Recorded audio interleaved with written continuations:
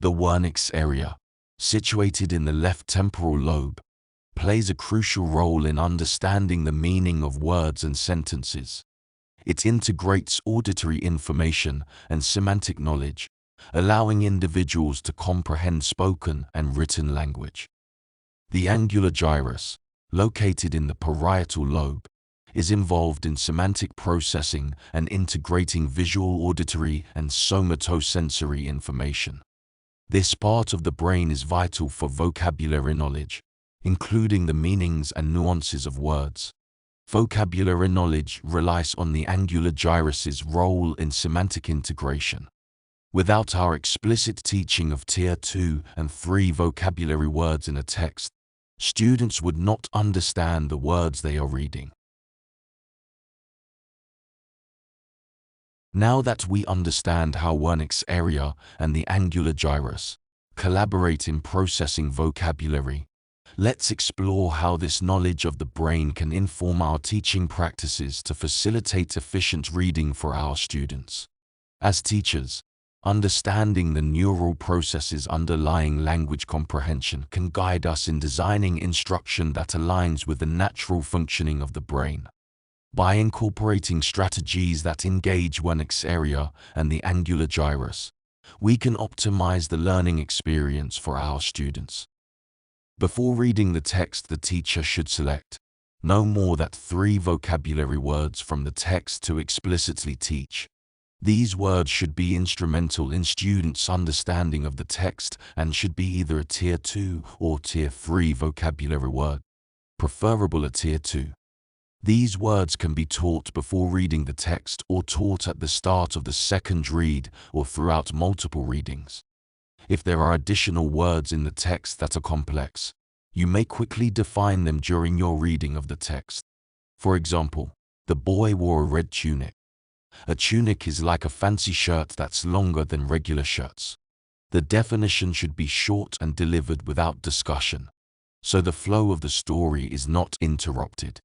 Teaching Tier 2 words is particularly important because they provide a balance between common, everyday language of Tier 1 and specialized, domain-specific terms in Tier 3. While all tiers of vocabulary are valuable, Tier 2 words hold a unique significance due to their versatility and broad applicability across various contexts. By focusing on Tier 2 words, educators can help students develop a deeper understanding of language nuances and enhance their ability to comprehend complex texts, engage in critical thinking, and express themselves effectively. Mastery of Tier 2 words not only promotes academic success, but also equips students with transferable language skills that are valuable in real-world situations. To begin, we can implement strategies that actively engage students in the process of saying and understanding the makeup of vocabulary words. For instance, we might introduce a word like concentrate by saying, "The word we are looking at today is concentrate. We are going to read this word in parts and these parts are syllables. Watch me do it first, then you have a go yourself with me." All of the time. And this word is, let's read it by parts. The first part is con. What part, everyone? Con, and use the sound s. And the next part is sen. And the last part is trait. And say it really fast, everyone. Concentrate. One more time, everyone. Concentrate. One more. All of the time. And this word is, let's read it by parts. The first part is con. What part, everyone? Con, and use the sound s. And the next part is sen. And the last part is trait. And say it really fast, everyone. Next, you should give a child-friendly definition of the word. An example for concentrate might be, concentrate means to focus really hard on something, like when you're paying close attention to what you're doing or thinking about. It's like using all your brain power on one thing. The word concentrate means that you are able to really think about something. You're able to put all of your attention on it.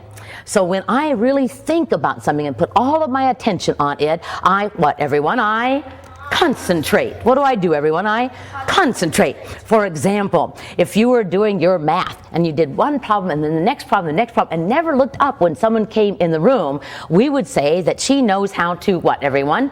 Concentrate. If you came to the library and sat down and you took out a book and you just read and read, even though he came over and she walked around you, we'd say, boy, you are able to put your thinking on it. You're able to put your attention on it. She knows how to what, everyone? Concentrate. Get ready to tell me.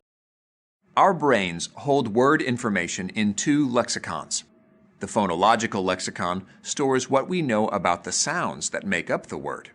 The semantic lexicon stores information about word meanings, synonyms, mental concepts, and context. Both play key roles in acquiring vocabulary. You may also use visuals to show what the word means, so that you are connecting the visual parts of the brain like the occipital lobe with the written part of the brain in the angular gyrus of the parietal lobe, the understanding of language through Wernicke's area in the temporal lobe, and the production of spoken word via the Broca's area in the frontal lobe. The next part involves checking for understanding. You will be giving students examples and non-examples to see if they can identify the meaning of the word in different contexts. For example, listen to each scenario. If you think the person is concentrating, show a thumbs up. If you think the person is not concentrating, show a thumbs down. Ben is trying to finish a puzzle. He doesn't listen to the music playing or respond to his friend's text messages until he's done. Thumbs up, concentrating. Thumbs down, not concentrating. Lisa has a math worksheet to complete, but she keeps watching the birds outside her window more than her worksheet. Thumbs up, concentrating. Thumbs down, not concentrating. Attention on it. She knows how to what, everyone? Concentrate. Get ready to tell me if this person in the pretend story knows how to concentrate. So you are reading in class and you just read and you turn the page and you read some more and you read some more and you read some more and you just keep reading. Does she know how to concentrate? Yes or no, everyone? Yes, okay? And this is pretend because it would never happen. So you start reading a page and then you look up at the clock and then you look down and then you talk over with your friends and you look back at the book. Does she know how to concentrate? Yes or no? No. She really does. That was just a pretend story. So once again, what is our word, everyone? Concentrate. Well, you will encounter words in the text that you haven't explicitly taught, including both Tier 1 and Tier 3 vocabulary. These can be addressed as you read the text, and should be done quickly so as not to interrupt the flow of the reading. He was startled by a knock at the door. Everybody say the word startled. Startled. Startled means that if you get startled, that you get scared or something happens that you weren't expecting to happen. So he hears this knock at the door and he gets startled. Everyone say startled. Startled. Okay, if you're startled, your face might look like this. Or the fox might be like, so everybody make a startled face.